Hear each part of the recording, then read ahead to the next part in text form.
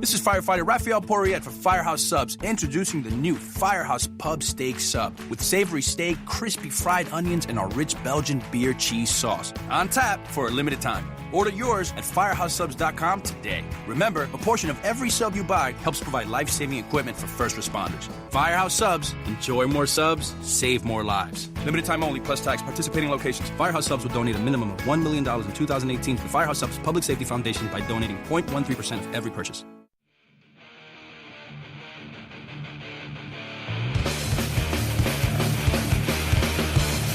If the lines can be read between, maybe you can tell me then what it all means. He'll make the big picture I don't see. Walk down, I gotta get it out. Ladies and gentlemen, welcome to Source Material. I am your host, Jesse Starcher, and this evening, we're going back to the 90s. Yet again, one of my favorite decades in comic book history. And we're going to be looking at a Marvel book that came out in 1993. And that book happens to be Venom, Lethal Protector. And to go along with me on this journey back to the unspoken decade, if you will. Wink, wink. Back to the 90s. Stop it. Back to the 90s. We've got company, Mark. Yes. Calm yourself. Ronnie Adams of the Screaming Boy podcast has joined me yet again. Ronnie Adams, how you doing, man? I'm doing well. How are you? Oh, keep Mark in line, will you, for Pete's sake? What? That's like herding kittens. I hear you. Mark Radulich, the patriarch of the Radulich Broadcasting Network. What do you got to say, man? You ready to talk some Venom symbiote? Oh, we need to go across the pronunciation bridge, don't we? Everybody hold hands as we cross the pronunciation bridge. No. Mark Radulich. Let's say it right, Mark. Symbiote? Symbiote it is. Yay! All right. Are you ready, Mark Radulich, to talk about some Venom? Yes, let's do it. All right.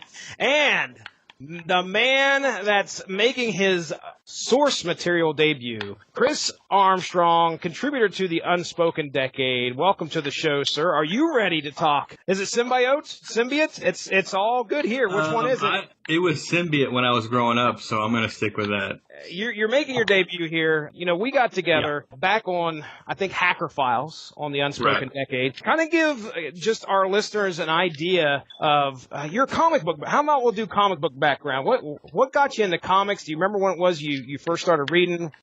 Yeah, if I remember correct, I was like 9 or 10, and I was sick with the flu for like a week. And so my mom picked me up a stack of comics from the drugstore, and I never really read comics before that. And I kind of got hooked on them. You know, I haven't stopped reading them since, you know. That was 25 years ago. 1990s comics, I already mentioned the Unspoken Decade. You're a contributor over there. One of your favorite decades in comics?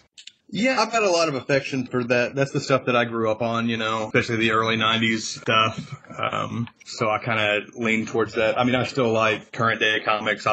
There's barely been a month since I started reading comics that I wasn't a regular, monthly buyer. So yeah. What is your favorite 1990s comic?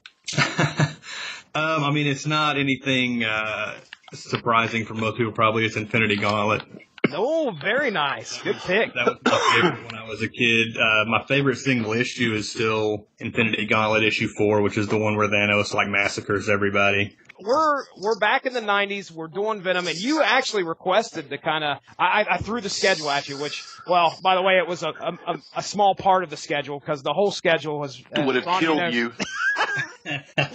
It's that much. But you said, I'm down for Venom. Why Venom? Well, I mean, specifically, it was just because a lot of the other stuff on the schedule were books I wasn't all that familiar with, or stuff that I had read once but didn't remember that much about. I didn't think I could really talk that much about them. But this is one that I read when I was a kid, and although I hadn't read it in years, I knew I had a couple of the issues, and I knew I could get the others pretty easily, so I could reread it and talk about it a little bit.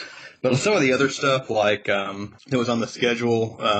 I can't remember what else was on there right now, but there were other things I was kind of interested in, but that was the first one that popped up that I thought I could probably jump in on. Well, I definitely thought I like Venom. It's not, I do like Venom, and Mark Bagley's one of my favorite artists, and he did the first 3 issues of this, so that was really cool to go back and look at these. We did a marathon podcast on Maximum Carnage. It was like, I mean, we busted it up into 2 parts, I believe, and it was like combined 6 hours long. So I became very familiar with Mark Bagley at that point. 14 issues? I want to say it was 14 or 16? 14 or 16. I can't remember. I was just looking at it yesterday. It's 14. I'm looking at an issue right now. So yeah, we did a marathon podcast of that, and I remember Mark Bagley, his name popped up quite a bit, obviously. Mark Radulich, I'm going to throw it to you here, sir. We're doing Lethal Protector, and I know we've kind of bantered about it already a little bit, but why did we decide to put this book on the schedule? The time of this airing, Sony's Venom movie starring Tom Hardy will have debuted, and so we are synergizing with that. The movie is loosely, and I really want to stress loosely, like a fat guy that's lost 300 pounds. That loosely, okay? loosely based on Lethal Protector. Okay. And I think by like that, I think like the company that he's dealing with is the Life Foundation, and it takes place in San Francisco, and the movie features Venom. I'm pretty sure those are the connections to Lethal Protector. Very good. What we will do now is we'll kind of get into the creative team. I'll talk a little bit about that real quick, and then I'll do the synopsis, and we'll kind of talk our moments. This will be a fun show. So here we go.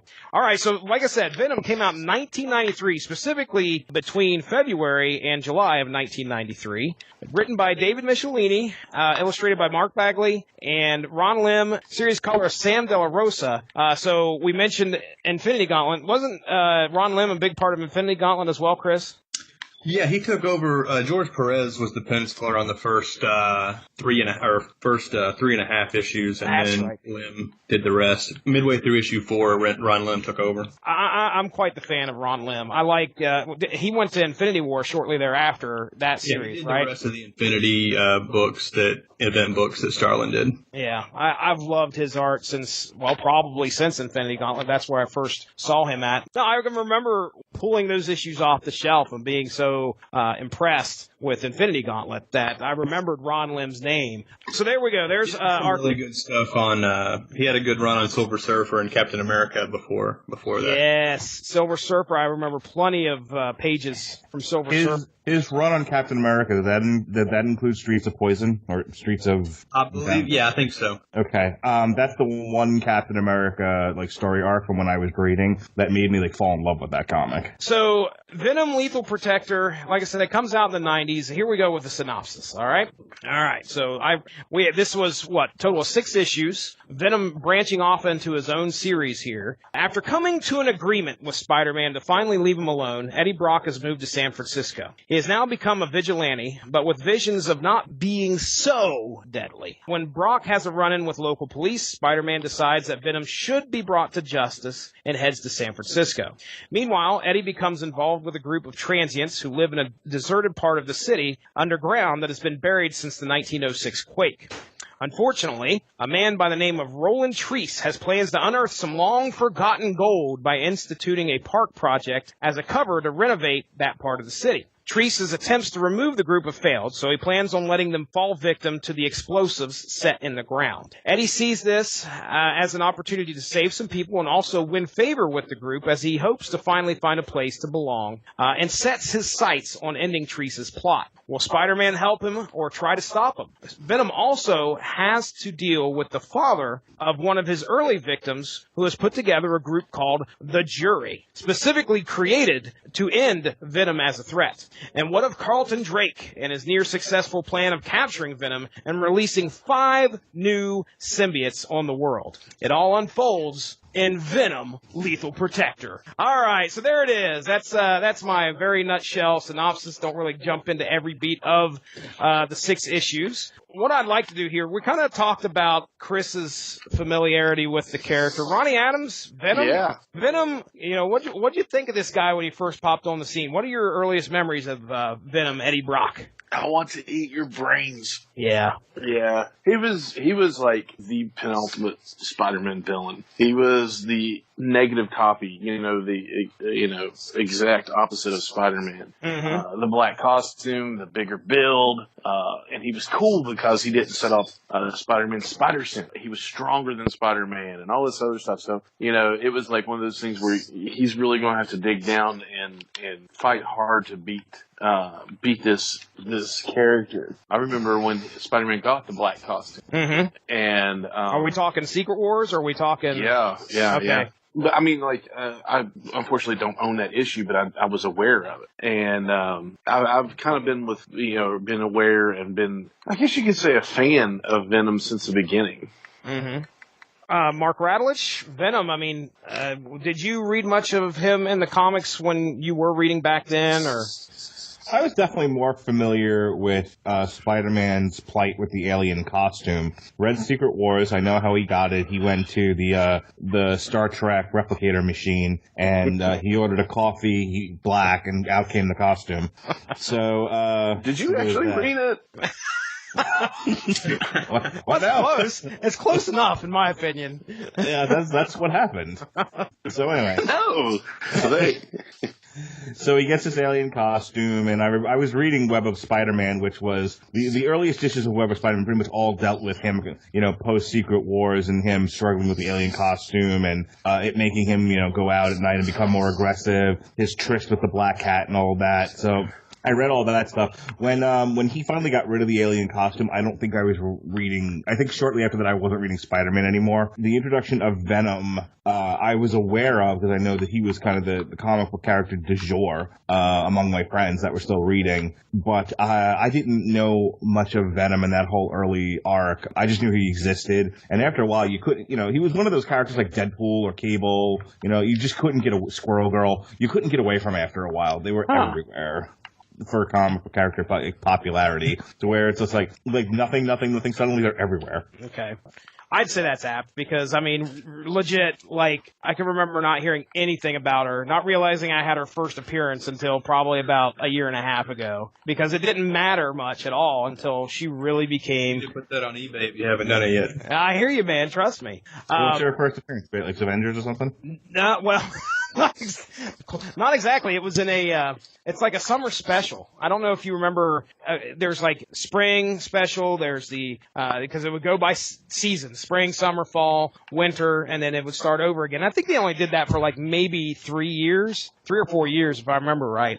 So she's buried deep in one of those comics. As far as I know, I don't know if that's a rare issue at all. I think it's just her first appearance, and it's rather... Am I right here, Chris, or am I wrong? I don't think it's particularly rare, but I know I run a bookstore, and the guys next to me do comics and video games. Mm-hmm. They got one in a week or two ago, and they were telling me it goes for $40 or $50, I think. Yeah, it's not outrageous, but it is going for a little bit. Yeah, it's definitely more than what it was. As soon as she began to get popular, and I think she's going to be appearing in a show, isn't she, Mark? I would tell you that when Disney gets a streaming service up and running, much like Titans, what was originally supposed to be a 30-minute comedy show featuring the New Warriors is going to end up being aired there. It was supposed to be on Freeform, and then it got pulled. I suspect, but I want to say it's even been shot, or at least the pilot's been shot. But I would imagine the New Warriors pops up on whatever the Disney streaming service is. Okay, and that's supposed to have Squirrel Girl amongst them, right? Yeah, she's the leader, isn't it? Yeah, yep. That's I thought. What? Okay, well, I should probably be better versed in Squirrel Girl. Why are we talking about Squirrel Girl? Because Venom, Squirrel Girl, don't those connect? No, she was never a member of the New Warriors, but she's popular, and they needed a place for her. And so when ABC and Marvel and everybody were trying to put this pilot together, they were like, "Hey, who's popular that we can put in this comedy show? How about they should have just Girl? done a Great Lakes Avengers. Oh, that'd be hilarious. They could pull that off, and I think it'd be funny. Well, this is Marvel. Who's to say they can't in a few years? That's right. That's true. Back to our alien symbiote here. Now, I had a few things I'd like to talk about here. Number one, Ronnie, you kind of touched on it already. Venom's deadly relationship with Spider-Man. These guys have never got along. And I remember I think it was, it may have alluded to it in these issues. It was like a gold foil Amazing Spider-Man 375, I want to say. Boy, I could be way off. But anyway, they had like their final battle. So that's kind of alluded to here in this. He's definitely one of Spider-Man's greatest enemies. When you think his rogues gallery, Green Goblin is usually going to be on the top, and then some of the Sinister Six, but Venom's easily in the top 10. Yeah. Now, back to the book. Mark, I'll start with you here. I mean, do you have any comments on the challenges that faced Venom here?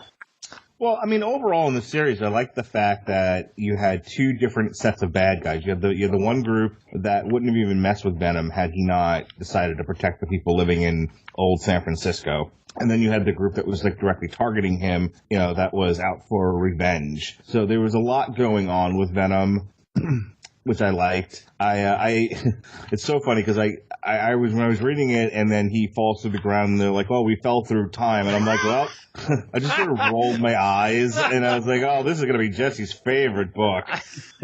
I do like the time travel, but what's funny is I was right there with you. It was what's strange. I was like, "Wait a second, what the hell just happened? Why are they in the past?" And then, of course, we get to issue 2, and we kind of find out that's not the case. But go ahead.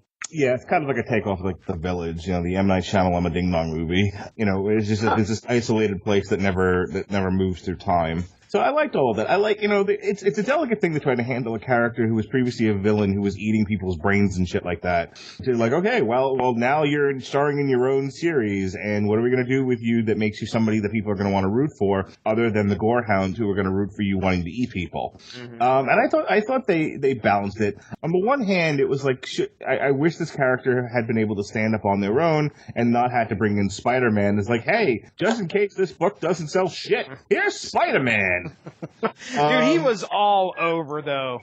In the early 90s, if it wasn't the X-Men, it was Spider-Man. I was like, when Todd McFarlane got his solo book, that was like the fourth one.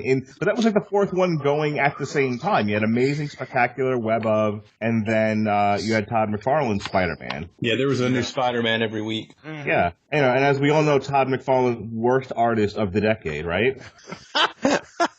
He's they goading get us. Confused. He's goading us, with ladies Rob and gentlemen. Liefeld. Todd McFarlane's like comic book's greatest monster, right, guys? Anyway. Yeah, continue, Mark. You're on your own. So Todd McFarlane sucks. We all know this. Well, But, oh my gosh, what is wrong with you?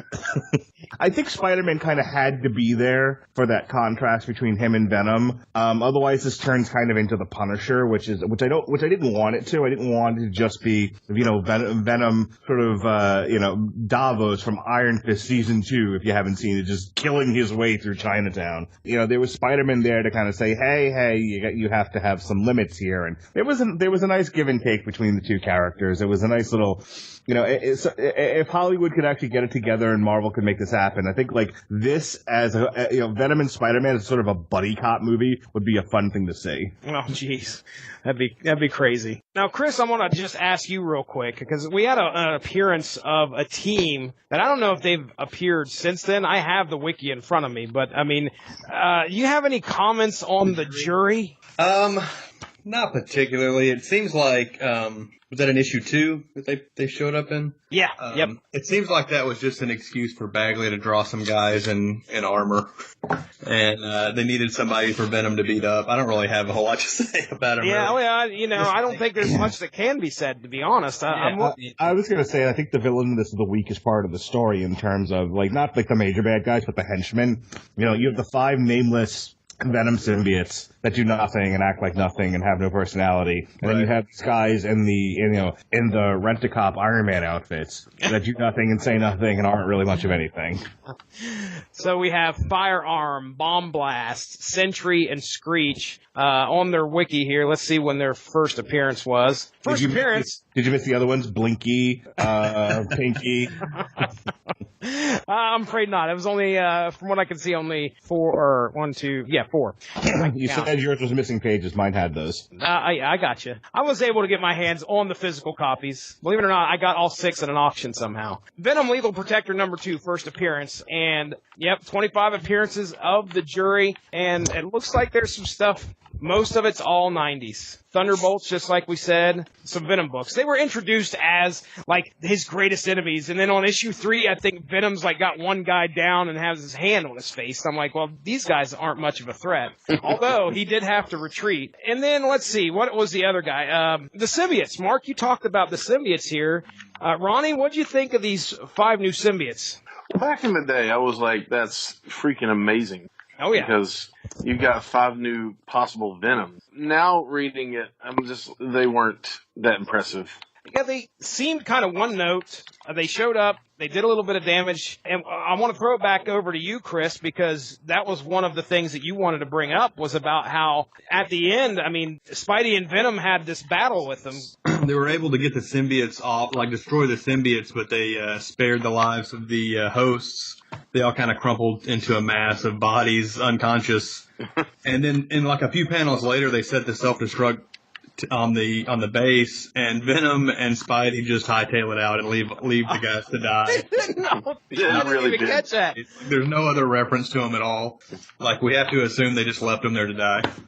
Now, these are representations of what we're going to get in Separation anxiety, I think. Separation anxiety. Anxiety, okay. There we go. Now, these are these the same symbiotes that show up in that one? Because they look very familiar to me. Let me. I look it couldn't up remember here. the name of the game, so Because they look like, I mean, I thought it was, oh man, here we go. We got these guys showing up now, and it's going to be on, but it was not to be the case because they ended up getting. Yeah, it was a really, really anticlimactic battle between the symbiotes and Venom. It felt like a video game boss, but like Yeah. not even at the end of a video game, like midway through. Like when we were playing that X-Men game. Remember the X-Men walkthrough? Not playing. Remember the X-Men walkthrough that we watched? Yeah. And how like there's different bosses like Pyro who will turn you to toast. Yeah. Nothing moves the blob and all that. But then later on in the gang, all of them kind of gang up on you. It felt like that. Like these, like each one individually should be a level boss, and then like later on, you have to fight all 5 of them. Okay, the names from what I can see here of the symbiotes they had listed was, at least this is from the Separation Anxiety game, what they had them here: Riot, Lasher, Scream, Agony, and Phage. So, again, they look like the same ones from that video game, but in this series, it appears that they die. So when we watch this, when this unfolds, I mean, they get fried to a crisp, and that's it. So I'm out. yeah, I mean, certainly and most likely they probably have some kind of backup, or maybe some of them didn't die. Yeah, exactly. Some of it didn't. So I have the Venom Lethal Protector wiki open. Yeah. Spider-Man, seeing misleading coverage of Venom on television, heads to San Francisco, remember to put a flower in your hair, to confront him, and instead winds up fighting alongside Venom against 5 new offspring of the Venom symbiote: Scream, Phage, Riot, Lasher, Agony, Blinky, Tinky, and Zot. I'm glad you read every single one of those correctly. Continue. No, that's it. So all of those that you just talked about for Separation Anxiety are in this book. So there you go. I mean, yeah, very anticlimactic. I mean, these guys show up. Oh my gosh, now they got to fight 5 Venom symbiotes or Venom offspring, I guess you'd say, and it's quite a fight. But then that's it. I mean, they get out of there. So did it feel kind of out of place to you that Spider-Man was grilling Eddie Brock's dad? Look, Venom came close to killing Spider-Man on not one but several occasions, and I think he still has that with him in his heart. I don't think he believes that Venom, just like unhinged, out there with no tether, no leash, is good for anybody. So I think he's obsessed. He's just trying to get information, and at his heart, he's also a reporter, right? He's used to going and talking to people and trying to get information. So it made sense to me. Okay. And we do find out in the book that he's got some problems with the way he was raised. His dad never really paid attention to him. So Eddie tried to do, different things to try and get his dad's attention and affection. One of which was, he became an athlete. He just could not win his dad's love. And then he becomes this reporter to try and impress his dad. And then all this stuff goes down where I think he's involved with some kind of a hoax story, and his dad loses all respect for him. And then, of course, that happened, and his dad cut ties with him, which was a very important part as to why Eddie Brock became unhinged and potentially insane. Ronnie, did you know that about Venom before getting into this book? Yes, I mean, he absolutely, it was Peter Parker that exposed him, wasn't it? Now, I don't know. See, I don't remember reading much about Eddie prior to him becoming It was Venom. Spider-Man. Spider-Man, yeah. Okay. Specifically, yeah. Spider-Man caught the real order. Ronnie, you like Venom as the anti-hero. That was one of the things we had listed here. He's too good of a character, too important of a character. I say important because he's important to freaking Spider-Man. He's too important just to throw away as another villain. So, too popular, too much of a moneymaker. It was important that they do something else with him, do something creative. So I like the fact that they made him sort of a hero. I mean, he's an unhinged hero by all means, but he's a hero nonetheless. You know, I've always been a big fan of the Punisher, so it kind of put me in the mind of if the Punisher can be a hero, then so can Venom. You know, yeah, he was a straight-up villain for quite a while. He goes into this book, and he's trying to make amends. Mark, you like that spin on the Venom character, making him an anti-hero, or would you rather him just be a straight-up villain? No, I think as a villain, you know, it's like he'll eventually run its course. I like them as an anti-hero. I like, you know, as time goes on, I like what they do with Venom. You know, they introduce, I think it was like the Bride of Venom, and then he becomes anti-Venom and all of that. Like, this character goes through some pretty interesting arcs. Not that long ago, I actually read Venomverse. If I remember correctly, like all the Venoms of different universes are like... Oh, it's a playoff Spider-Verse then. Yeah, it's Venoms of different worlds, different alternate universes, sort of banding together for survival of their race, because there's this like alien entity that's like out to kill them all and take their energy or some shit like that. So you know, I like what they did with this iteration of Venom. Chris, I'm gonna say I like him better as just a straight villain. I get like he's super mega popular. They had to keep using him. There's only so many times he can fight Spider-Man, so they had to find other stuff to do with him. I can still read the Venom as an anti-hero book. So, like, I'm reading that new Venom book that Donny Cates and Stegman are doing now, and it's pretty good. Mm-hmm. But I think he would work better as just a straight villain. Do you prefer the Eddie Brock, like, half-crazy version of Venom, or do you like Asian Venom? I like the Eddie Brock. I mean, I thought it was kind of an interesting use of the symbiote to put him with Flash and have him be, you know, he was in the Guardians for a while. They did some cool stuff there. When they conceived of Venom, I believe the plan was for him to be Eddie Brock initially. And because it was a symbiote, it could go to other villains. And he was going to be, we might have seen Doc Ock with the symbiote, and then it might have moved on to Scorpion. But because he was such a smash, they were like, we got to keep Venom the way he is and keep bringing him back. And eventually, you know, in the like the mid-2000s, late 2000s, that happened where Eddie was separated from the symbiote. And I think he did bond with Scorpion at one time, or maybe a couple of other villains, before he ended up back, you know, with Eddie more recently. Looking through our list of things here, Chris, I mean, one of the things that you listed here was the appearance of Venom. Do your best to kind of give us an idea of what this guy looks like and what impressed you throughout this series. Well, I mean, Venom has the look of the black suit Spider-Man, which is a really simple Spider-Man costume, and it's a really cool costume. You know, he got it in the Secret Wars event in the 80s, and eventually he found out it was a living entity that was trying to basically take him over, so he got rid of it. And so Eddie Brock ends up with it, and he basically looks like Black Suit Spider-Man, except he's got a giant maw that it's different, like, depending on who's doing the art. I know McFarlane's original Venom design, it was more like a normal human mouth coming out of the costume. I really prefer Bagley's look. He's got like the needle teeth and the green drool. He's got kind of like claws. His fingertips kind of point out like claws, and he's a lot more muscular than Spider-Man, who's more of a lithe, almost average size human, whereas Venom is more of almost a Hulk, not quite that large, but he's got kind of a bodybuilder type look to him. Mm-hmm. Just, ladies and gentlemen, by the way, I'm looking at my issue number 1 here, red foil.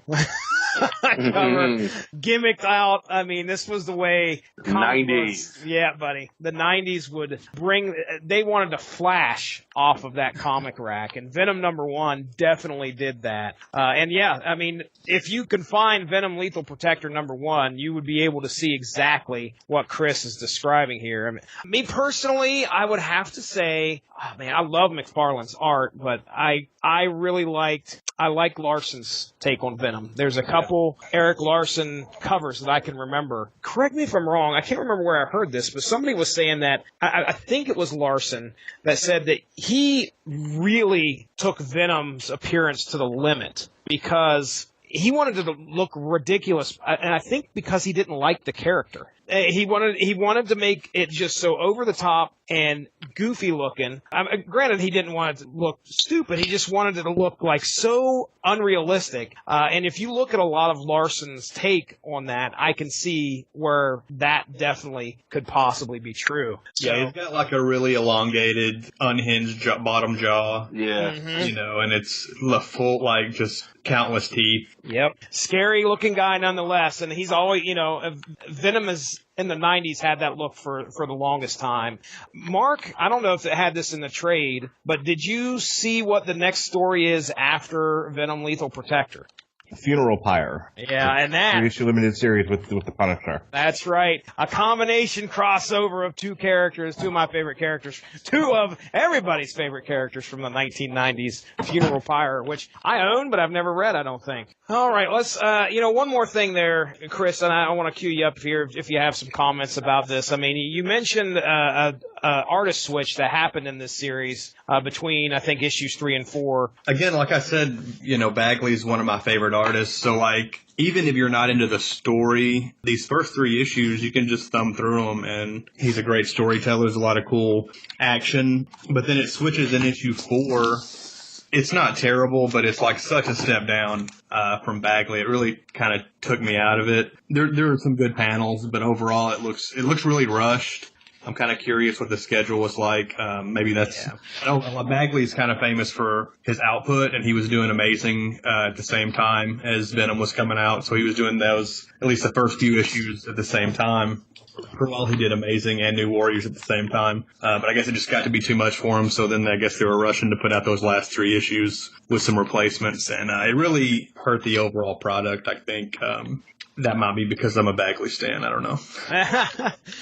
Well, this time in comic book stands, Image is just getting started, if I remember correctly. So these guys, Marvel is suffering. They're probably a year into suffering the loss of some of the greater artists that they had, or at least some of the hottest artists that they ever had on their staff.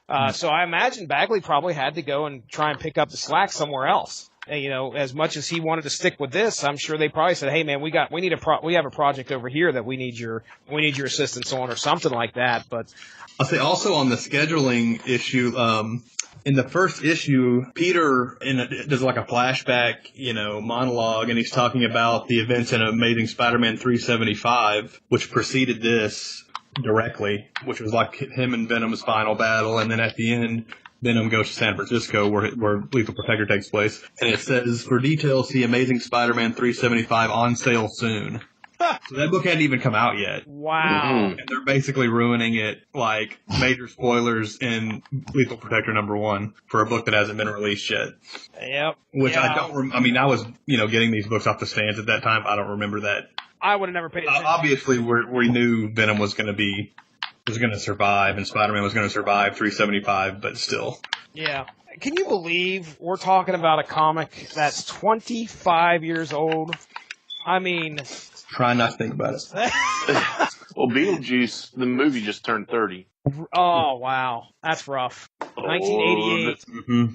Yeah, Roger Rabbit turned 30 this year, too, and that's a movie I saw in theaters, and it's crippling with depression. I don't know about... Okay, I think that's just about everything that we all wanted to talk about. Let's go ahead and get our final thoughts on the book. Mark Radulich, final thoughts, sir. I thought it was a fun story. I mean, it's not perfect, obviously. We talked about how the bad guys seem kind of personality-less and run-of-the-mill as far as the henchmen went.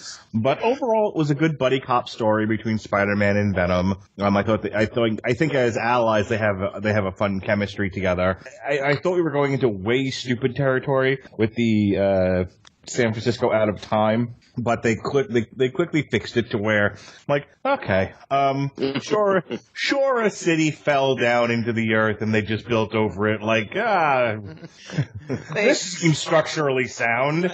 All right, that's fine. So I liked all of that. I mean, I don't know if we're gonna get an opportunity to do more Venom books in the future, but based on this one, I'd like to check out a few more and see what else they've done with the character. I eventually want to do the run on Guardians where he was where he was Venom's Space Knight, and he was up there with the Guardians. Okay. All right, Ronnie Adams? That was good. It's a great book. I mean, it's definitely nostalgic to go back and read it again. And it was a great introduction to Venom being the anti-hero.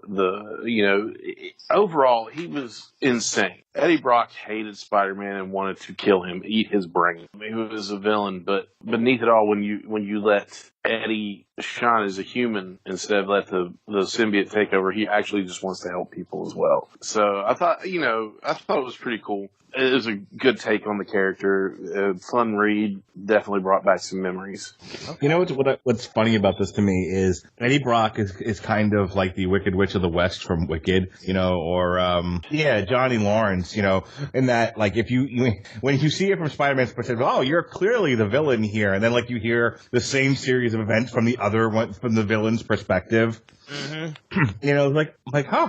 I see your point of view. I get it. Yeah. You're sympathetic. It's kind of fun. I knew about this series for probably since right after it came out in the 90s. I never read it. I've probably had it for at least 2 or 3 years that I've never had the chance to pick it up. So for shame. I know, man. It's one of those. It's a matter of finding time and actually sitting down and reading something. You make time for comics.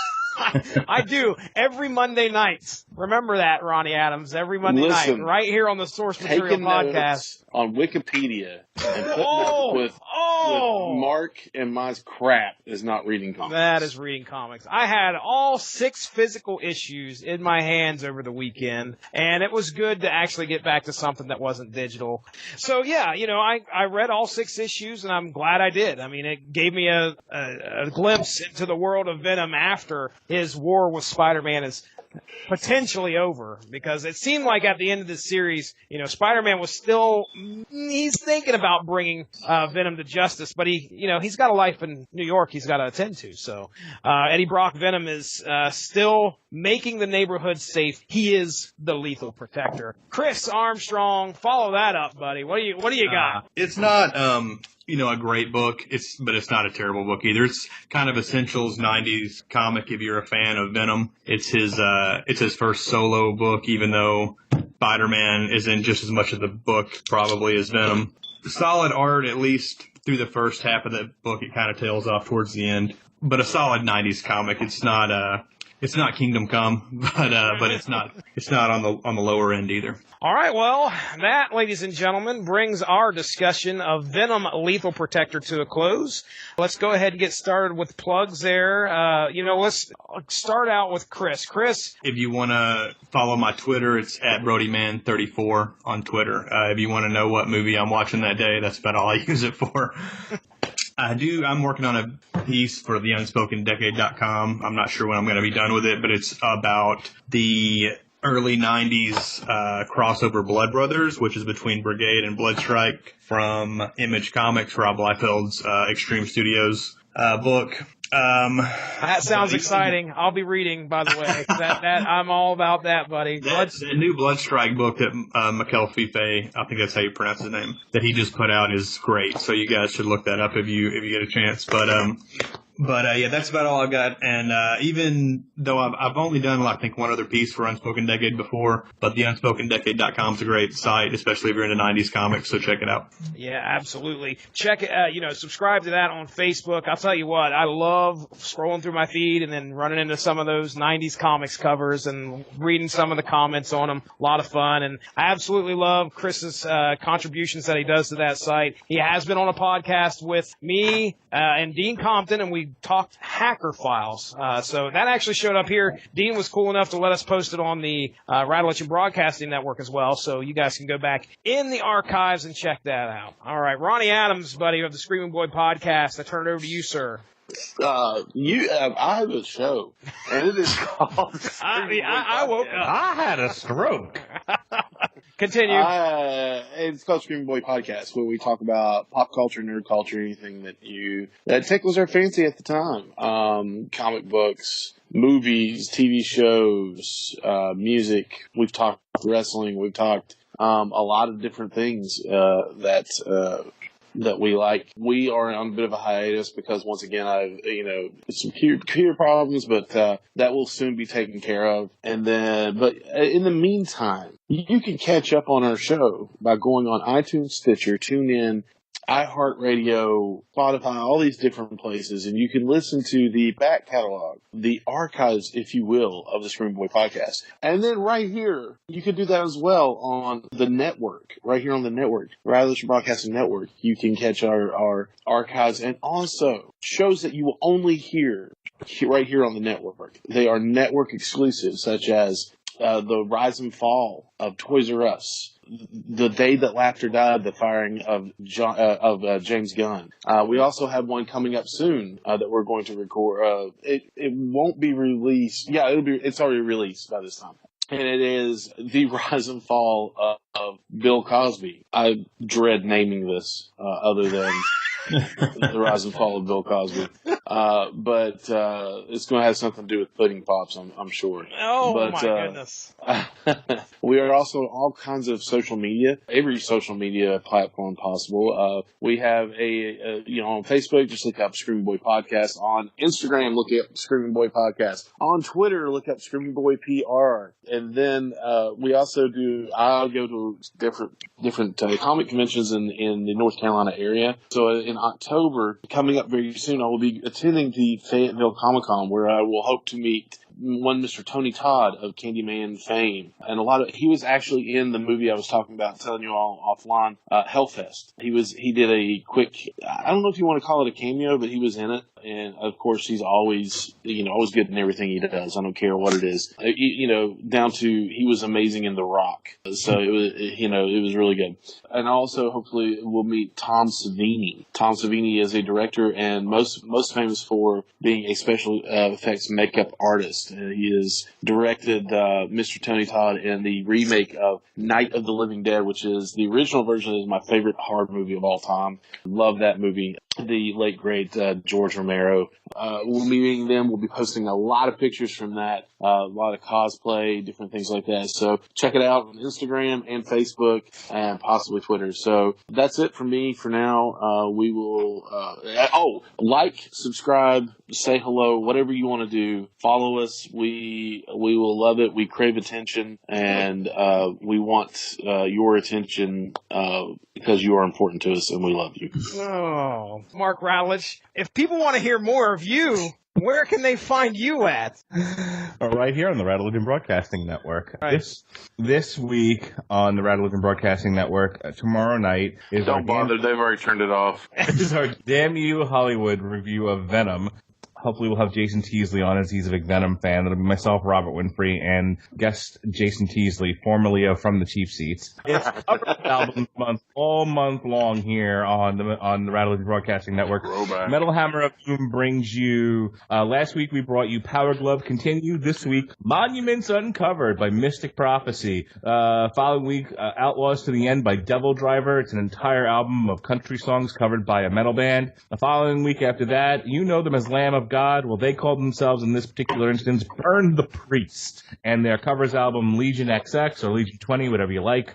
And then, all the way from Italy, Boys Just Want to Have Fun, it's Trick or Treat, Reanimated. That's all month long here on the Metal Hammer of Doom on the Rattleton Broadcasting Network. We've also got a TV party tonight for Hannibal Season 2, our yearly look into the life of Hannibal Lecter. We've got the Damn You Hollywood review of the second, not the other second, but this time second, like the in-continuity second, 50 years later version of Halloween. And then, what? I lost track of what you were saying. Don't worry about it. I'll go back to sleep now. We'll also be looking at Daredevil Season 3. We'll be doing an on-trial for the other Halloween 2 that is no longer in continuity, the 1981 version of Halloween 2. That's myself and Sean Comer. And then finally, on November 1st, to celebrate the anniversary of the War of the Worlds radio broadcast, myself, Jesse Starcher, Ronnie Adams, and a host of others will be doing a TV party tonight, extra commentary on the movie Space Invaders from 1990. Right. That is a full schedule. Ladies and gentlemen, this has been Source Material for Chris Armstrong, for Ronnie Adams, for Mark Radlich. I'm Jesse Starcher. We will talk to you next week. Have a good one. Bye-bye.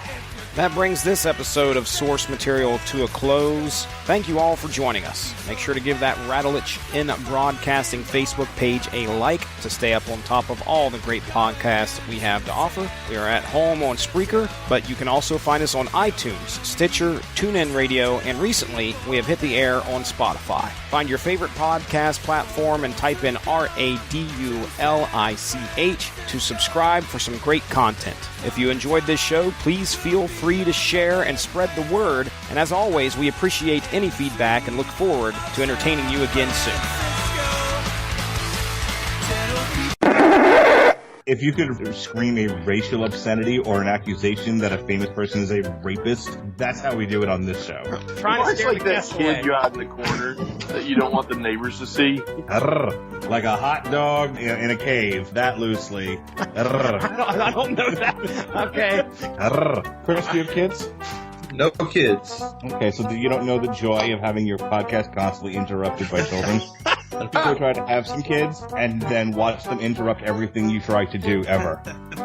I can barely take care of myself. Arrgh. I waxed nostalgic. That's the word I'm looking for. That was like you waxed. I didn't just wax. We don't need to know that. Arrgh. Bad opinion Tourette's is what it is. I have no idea what you're talking about. I don't have any kind of Tourette's. I don't just blurt things out. You told me because Chris was on I had to behave. I'm trying to behave. Oh, are you really? You're trying? Dude, you started talking about seasons and I almost broke into Grease too, okay? And I did, so I want... Arrgh. You know what I'm doing right now while we're doing this? I'm scheduling. Oh, surprise, surprise. What year do you think Mark Radlich is scheduling right now? 2040. Arrgh. Listen, tell your friend Chris here from the Unspoken Decade, I am a cultured motherfucker. I think he can hear you just fine. Arrgh. That's sweet. Mark Radlich, you are to remain off of Facebook for the rest of the year when we do this podcast. I am not even acknowledging that picture that you sent to us about not abandoning your anus to the sun or something like that. I have no idea. They're telling you to spread your cheeks to the sun? What is wrong with you? Arrgh. And so a couple of the ladies there, believe it or not, don't follow science, technology, and whorism. So they know. Whorism is not a word. That's not a word. Come on, dude. It is the belief and practice of being a whore, and it's starting to come into America, literally. Arrgh. Anywho, Oh my gosh, I'm so done. Ronnie. Chris, I want to apologize. Still here. Oh my god. way to hang in there, guy. When this is over, tell me how the conversation with you and Chris goes for him coming back on, okay? Arrgh. You know, I'm gonna make you do an entire Swimming Boy on the robot sex revolution. You're not gonna make me do jack. Oh, it's coming, literally. No. Arrgh. I would just like to say I attempted to behave myself. You won't You. bringing stuff up. I don't know how you call that behaving yourself. Hi, it's Jamie, Progressive's #1, #2 employee. Leave a message at the... Hey, Jamie, it's me, Jamie. This is your daily pep talk. I know it's been rough going ever since people found out about your a cappella group, Mad Harmony, but you will bounce back. I mean, you're the guy always helping people find coverage options with the Name Your Price tool. It should be you giving me the pep talk. Now get out there, hit that high note, and take Mad Harmony all the way to nationals this year! Sorry, it's pitchy. Progressive Casualty Insurance Company and Affiliates. Price and coverage match limited by state law.